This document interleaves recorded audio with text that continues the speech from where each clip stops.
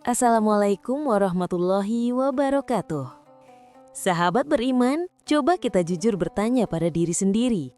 Benarkah Hindu dan Buddha adalah agama pertama yang dianut oleh nenek moyang kita di Nusantara? Seringkali kita menganggap peradaban tertua selalu identik dengan candi-candi megah dan relief-relief dewa-dewi yang rumit. Tapi, bagaimana jika ada sebuah agama purbakala, sebuah konsep ketuhanan yang bahkan jauh lebih tua dari era Paleolitik, yang dianut oleh penduduk asli Jawa berkulit hitam, sebuah agama yang mengajarkan tauhid murni, menyembah Tuhan yang tunggal, persis seperti fondasi Islam? Inilah kisah yang tersembunyi, kisah tentang Kapitayan, jembatan spiritual yang membuat Islam begitu mudah diterima di tanah Jawa, sebuah rahasia yang terpendam di balik nama-nama yang kita anggap sekadar mitologi. Mari kita selami lebih dalam, sebuah edukasi mendalam yang akan mengubah cara pandang Anda terhadap sejarah agama di Indonesia dan menunjukkan betapa cemerlangnya leluhur kita. Sebelum kita memulai perjalanan ilmu yang mencerahkan ini, yuk bantu dukung kami dengan menekan tombol like, komen dengan pendapat Anda tentang topik Kapitayan ini, dan subscribe agar channel ini terus menyajikan ilmu-ilmu yang bermanfaat bagi kita semua. Dengan dukungan Anda, kita bisa terus menggali kedalaman sejarah dan spiritualitas Nusantara. Pasti banyak dari kita yang bertanya-tanya, apa sebenarnya agama nenek moyang Indonesia? Jawaban yang selama ini kita kenal, yang diajarkan di bangku sekolah, adalah Hindu dan Buddha yang dibawa oleh pedagang atau bangsawan dari India. Namun, penelitian arkeologi dan kajian mendalam terhadap naskah-naskah kuno justru menunjukkan adanya sebuah keyakinan kuno yang merupakan agama purbakala yang dianut oleh penghuni lama Pulau Jawa. Agama ini disebut dengan Kapitayan. Kapitayan ini jelas jauh lebih tua daripada semua agama luar yang masuk ke kepulauan kita. Ia bukan sekadar animisme atau dinamisme belaka, seperti yang selama ini sering disalahpahami. Tapi, bagaimana jika ada sebuah agama purbakala, sebuah konsep ketuhanan yang bahkan jauh lebih tua dari era Paleolitik, yang dianut oleh penduduk asli Jawa berkulit hitam? Sebuah agama yang mengajarkan tauhid murni, menyembah Tuhan yang tunggal, persis seperti fondasi Islam. Inilah kisah yang tersembunyi, kisah tentang Kapitayan, jembatan spiritual yang membuat Islam begitu mudah diterima di tanah Jawa, sebuah rahasia yang terpendam di balik nama-nama yang kita anggap sekadar mitologi. Mari kita selami lebih dalam sebuah edukasi mendalam yang akan mengubah cara pandang Anda terhadap sejarah agama di Indonesia dan menunjukkan betapa cemerlangnya leluhur kita. Sebelum kita memulai perjalanan ilmu yang mencerahkan ini, yuk bantu dukung kami dengan menekan tombol like, komen dengan pendapat Anda tentang topik Kapitayan ini, dan subscribe agar channel ini terus menyajikan ilmu-ilmu yang bermanfaat bagi kita semua. Dengan dukungan Anda, kita bisa terus menggali kedalaman sejarah dan spiritualitas Nusantara. Pasti banyak dari kita yang bertanya-tanya, apa sebenarnya agama nenek moyang Indonesia? Jawaban yang selama ini kita kenal, yang diajarkan di bangku sekolah adalah Hindu dan Buddha yang dibawa oleh pedagang atau bangsawan dari India. Namun, penelitian arkeologi dan kajian mendalam terhadap naskah-naskah kuno justru menunjukkan adanya sebuah keyakinan kuno yang merupakan agama purbakala yang dianut oleh penghuni lama Pulau Jawa. Agama ini disebut dengan Kapitayan. Kapitayan ini jelas jauh lebih tua daripada semua agama luar yang masuk ke kepulauan kita. Ia bukan sekedar animisme atau dinamisme belaka seperti yang selama ini sering disalahpahami. Lalu, mengapa Kapitayan menjadi begitu penting dan harus kita bahas? Karena inti dari Kapitayan adalah ajaran tauhid murni, sebuah konsep yang menyembah kepada Tuhan yang tunggal atau monoteisme. Ini adalah sebuah kejutan historis yang besar bahwa konsep ketuhanan yang Maha Esa telah mengakar kuat di Nusantara sebelum kedatangan agama-agama besar dunia. Kapitayan telah ada di Jawa sejak era prasejarah, melewati zaman Paleolitik, Mesolitik, Neolitik, dan hingga era Megalitikum yang meninggalkan peninggalan batu-batu besar. Ia merupakan bentuk persembahan monoteis asli Jawa yang dianut oleh masyarakat Jawa secara turun-temurun dari generasi ke generasi. Dulu, ketika ditanya apa agama mereka akan menjawab dengan sederhana, namun mendalam. Agama kami adalah agama dari nenek moyang orang Jawa. Mereka kerap mengidentifikasinya sebagai agama kuno Jawa, agama monoteis Jawa, atau agama asli Jawa. Karena sifatnya yang murni, monoteis inilah yang hanya percaya kepada satu Tuhan yang tunggal, Kapitayan jelas berbeda secara fundamental dengan kejawen atau agama Jawa lainnya yang seringkali bersifat sinkretis, mencampurkan elemen-elemen dari berbagai kepercayaan. Menyelami konsep Sang Hyang Taya, mari kita bedah konsep ketuhanan yang diyakini oleh Kapitayan yang mereka sebut Sang Hyang Taya. Secara etimologi, kata Kapitayan berasal dari bahasa Jawa kuno yang memiliki kata dasar taya. Makna dari taya ini sangat filosofis dan spiritual. Tak terbayangkan, tak terlihat, atau bisa juga berarti mutlak. Taya memiliki arti yang sama dengan tiada atau tidak ada dalam bahasa Sunda teai. Namun dalam konteks teologis, ini merujuk kepada ketidakmampuan akal dan indera manusia untuk mencapai atau mengabarkan cat tersebut. Ini berarti Taya menyimpulkan bahwa Tuhan adalah sesuatu yang tidak dapat dipikirkan, tidak dapat dibayangkan, dan tidak dapat digapai oleh panca indera duniawi. Penganut Kapitayan memuja Tuhan yang disebut dengan Sang Hyang Taya. Ini adalah entitas yang mutlak, tak terbayangkan, dan tak terlihat. Konsep ini sekali lagi memiliki kemiripan yang luar biasa dengan konsep tauhid dalam Islam. Allah Subhanahu wa Ta'ala tidak bisa dilihat oleh mata kita di dunia ini karena Dia bersifat mahsub atau gaib. Keyakinan ini sangat kuat dan memiliki landasan yang selaras dengan apa yang tercantum dalam firman Allah. La tudrikuhul absaru wa huwa yudrikul absara wa huwal latiful khabir. Artinya, Dia tidak dapat dijangkau oleh penglihatan mata, sedang Dia dapat melihat segala penglihatan, dan Dialah yang maha halus, maha teliti. Quran Surat Al-An'am ayat 103. Ayat ini menegaskan transendensi Tuhan dari batasan fisik dan indrawi, sebuah konsep yang dipegang teguh oleh Kapitayan. Kapitayan berpandangan bahwa Tuhan bersifat abstrak dan tidak bisa digambarkan. Sang Hyang Taya diartikan sebagai Tanke no Kina yang apa? Yang artinya tidak dapat dipikirkan atau dibayangkan. Tu atau To, representasi kekuatan gaib. Lalu bagaimana cara manusia yang terbatas menyembah zat yang tak terbayangkan dan tak tergapai itu? Supaya bisa disembah dan didekati oleh akal dan hati manusia, Sang Hyang Taya yang absolut mempribadi dalam nama dan sifat yang disebut dengan Tu atau To yang bermakna daya gaib. Tu atau To di sini bersifat sebagai zat tunggal yang menjadi manifestasi dari kehendak Sang Hyang Taya. Menariknya, Sang Hyang Tunggal ini memiliki dua sifat yang saling berlawanan dan mencakup segala realitas. Satu, Tu atau To yang bersifat kebaikan, sumber segala kebajikan dan kemuliaan disebut dengan Tuhan, dan nama manifestasinya adalah Sang Hyang Benang. Dua, Tu atau To yang bersifat jahat, sumber segala bencana dan tidak nyaman, disebut dengan hantu, dan nama manifestasinya adalah Sang Manik Maya. Menurut ajaran Kapitayan, Sang Hyang Wenang dan Sang Manik Maya ini menyatu dalam kesatuan tunggal yang disebut dengan Sang Hyang Tunggal. Ini menunjukkan sebuah filosofi yang mendalam, bahwa segala sesuatu, baik dan buruk, berasal dari satu sumber kekuatan mutlak. Sifat utama Sang Hyang Tunggal adalah gaib dan tak terlacak oleh indera dan alam pikiran manusia. Sebuah konsep yang menuntut keyakinan yang mendalam. Karena Sang Hyang Tunggal bersifat gaib dan tidak dapat dijangkau langsung oleh manusia, maka dibutuhkan sarana yang dapat ditangkap oleh indera dan alam pikiran manusia. Inilah yang menjadi titik rawan kesalahpahaman. Dalam keyakinan Kapitayan, Tu atau To itu mempribadi dalam segala sesuatu yang memiliki nama berawalan Tu dan To, menjadikannya simbol atau wadah kekuasaan Tuhan. Meluruskan kesalahpahaman historis. Dalam praktik pemujaan atau sembahyangnya kepada Sang Hyang Tunggal, penganut Kapitayan menggunakan media-media yang juga berawalan Tu atau To, seperti tumpeng, sesaji makanan, atau tumpi, keranjang dari andaman bambu. Semua ini ditujukan untuk berdoa meminta kebaikan kepada Sang Hyang Wenang. Sementara untuk persembahan kepada Sang Manik Maya atau entitas jahat atau hantu dilakukan peribadatan dan sesembahan khusus yang dikenal dengan sebutan tumbal yang bertujuan untuk menolak bala atau menghindari bencana. Inilah yang menjadi alasan utama mengapa sejarawan Belanda salah menyebut Kapitayan sebagai animisme atau pemujaan roh dan dinamisme, pemujaan kekuatan benda. Karena Kapitayan tampak memuja pohon, batu, dan makhluk halus.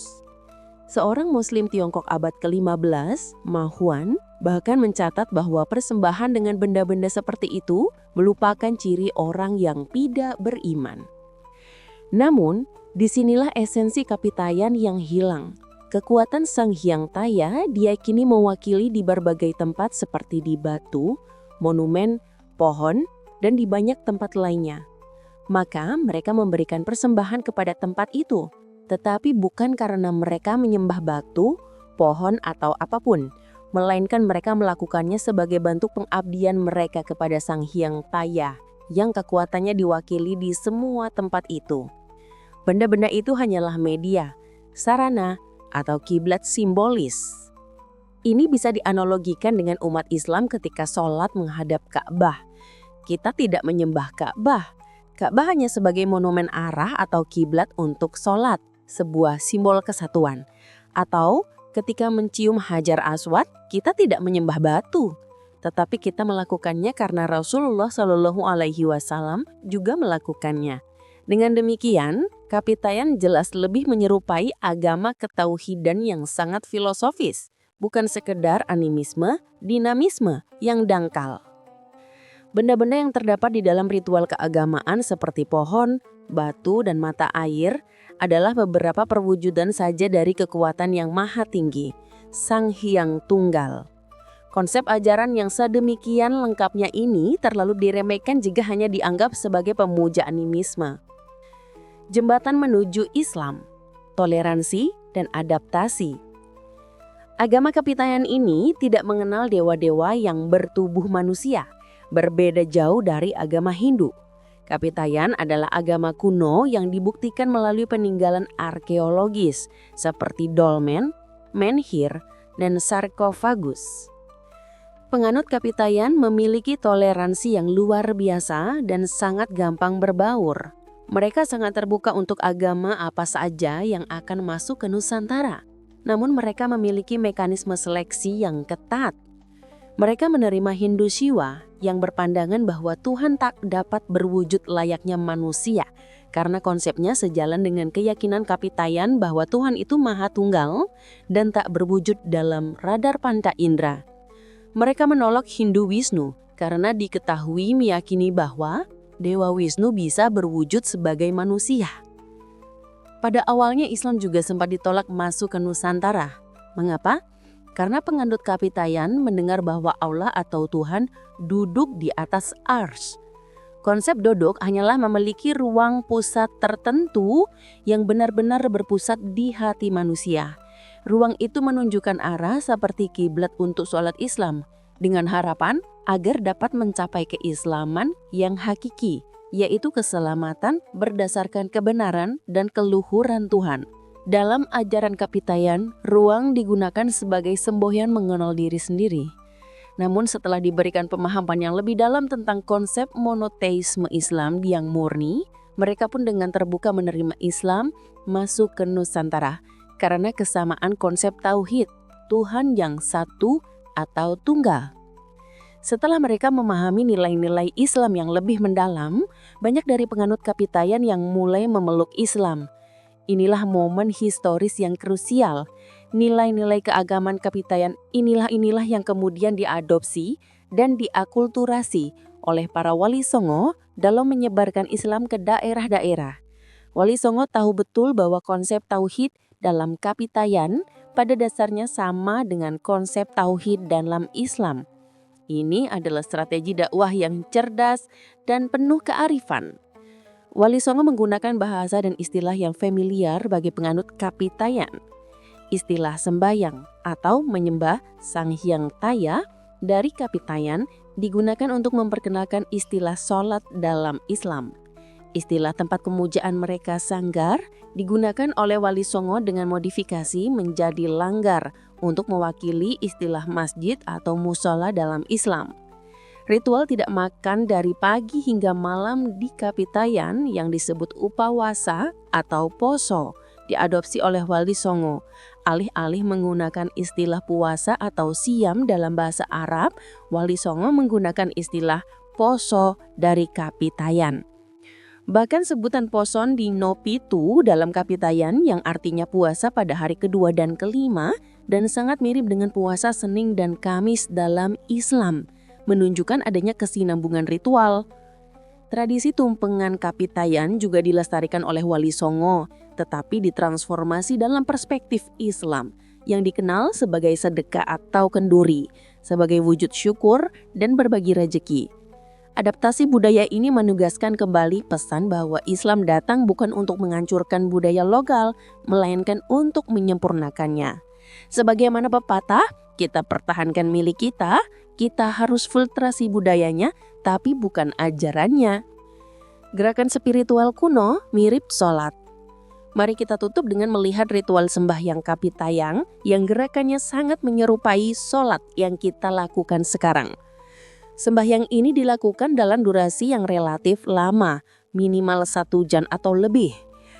Yang pertama, tulajak, berdiri tegak. Penganut Kapitayan akan berdiri tegak menghadap tutuk atau lubang cerok dengan kedua tangan diangkat ke atas untuk menghadirkan Sang Hyang Taya. Lalu kedua tangan diturunkan dan didekapkan ke dada tepat pada hati. Posisi ini disebut swadik atau memegang keakuan diri pribadi. Gerakan ini memiliki kemiripan yang luar biasa dengan takbiratul ihram dan qiyam berdiri dalam sholat. Yang kedua, tungkul membungkuk dilakukan dalam tempo yang relatif lama setelah tulajek selesai. Ini sangat mirip dengan gerakan ruku atau membungkuk. Yang ketiga, telampak bersimpuh.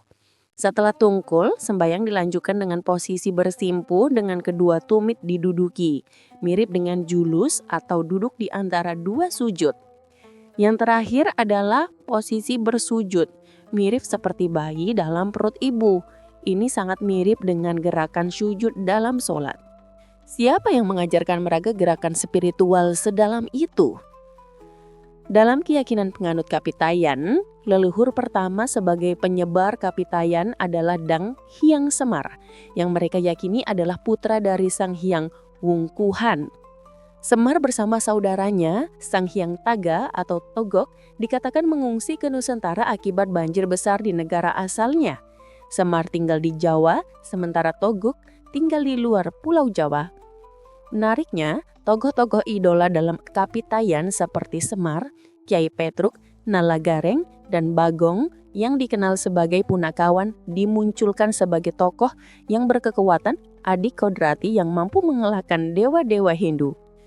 Namun, jika kita telusuri silsilah Semar dalam kitab Paramayoga dan Pustaka Raja Purwa, di sana tertulis bahwa keturunan berawal dari Nabi Adam, kemudian Nabi Syith, persis seperti yang dipercayai oleh agama-agama Abrahamik.